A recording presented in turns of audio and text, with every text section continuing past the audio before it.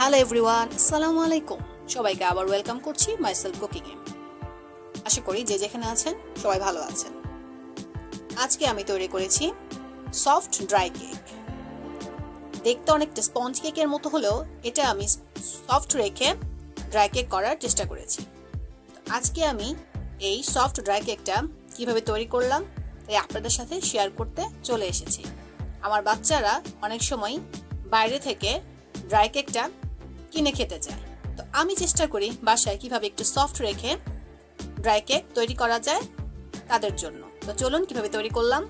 তো প্রথমে এখানে আমি দুটো ডিম নিয়েছি। যেহেতু আমি 1 কাপ পরিমাণ আটা দিয়ে করব, এখানে আমি আটা ইউজ করব, আপনারা চাইলে ময়দা ইউজ করলে ভালো হয়। এখানে আমি আজকে আটা দিয়েই ড্রাই কেকটা তৈরি করে দেখিয়ে দিয়েছি। এখানে আমি দুটো ডিমের সাথে পরিমাণ মতো চিনি নিয়ে এভাবে, যদি আপনার হাতের কাছে হ্যান্ড ব্লেন্ডার বা ইলেকট্রিক বিট থাকে সেটা দিয়ে আপনি এভাবে বিট করে নিতে পারেন।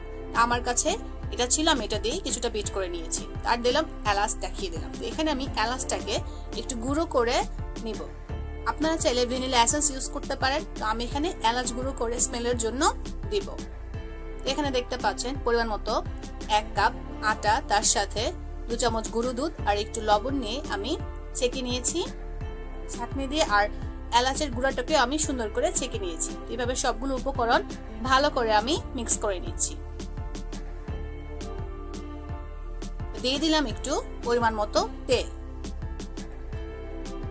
এখানে আধা কাপের কমে আমার তেল লেগেছে, আপনারা চাইলে কম বেশি করে নিতে পারেন। এভাবে আমি মিক্স করে নিলাম ভালো মতো। তারপর প্যাটার্নটাকে যখন মিশিয়ে নিয়েছি, তারপরে আমি বেকিং পাউডার, দেখতে পাচ্ছেন বেকিং পাউডার একটু মিক্স করে নেব। এর সাথে আমি প্যাটার্নের সাথে একটু বেকিং পাউডার মিক্স করে নিয়েছি। তারপরে আমি দেখতে পাচ্ছেন এখানে ঘরে ছিল একটা ছোট সাইজের সসপ্যান, সেটাতে সুন্দর করে একটি কাগজ গোল করে কেটে তার উপরে তেল ব্রাশ করে ড্রাই কেকের প্যাটার্নটাকে সুন্দর করে এভাবে ঢেলে নিচ্ছি। এভাবে পুরোটা প্যাটার্ন ঢেলে নেওয়ার পরে সসপ্যানটাকে একটু নেড়ে চেড়ে কিছুক্ষণের জন্য রেখে দিব। আরেকদিকে আমি চুলো গরম করে একটু বড় প্যান বসিয়ে সেখানে একটা স্ট্যান্ড রেখে দিয়েছিলাম। তো দিয়ে দিলাম আমি আমার ড্রাই কেকের প্যাটার্নটার বসিয়ে, ঢাকনা দিয়ে একটু ঢাকনাটা বন্ধ করে দিয়েছিলাম।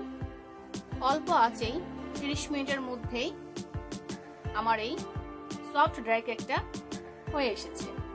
একটা কাঠি দিয়ে আমি দেখছি যে ভিতরে হয়েছে কিনা, অনেকটা হয়ে গেছে। তো আমি এখন নামিয়ে ফেলেছি। এখন সাইড দিয়ে একটা ছুরি দিয়ে আমি ড্রাই কেকটাকে আস্তে আস্তে উঠিয়ে নেওয়ার চেষ্টা করছি।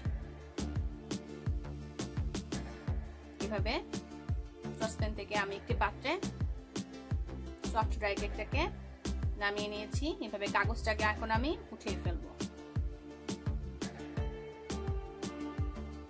দেখতে পাচ্ছেন খুব সুন্দর অল্প সময়েই তৈরি করে ফেলা যায় এই সফট ড্রাই কেকটা। কেননা আমরা বাসায় তৈরি করে বাচ্চাদের টিফিনে বা বিকেলের নাস্তায় এই সফট ড্রাই কেকটা করতে পারি।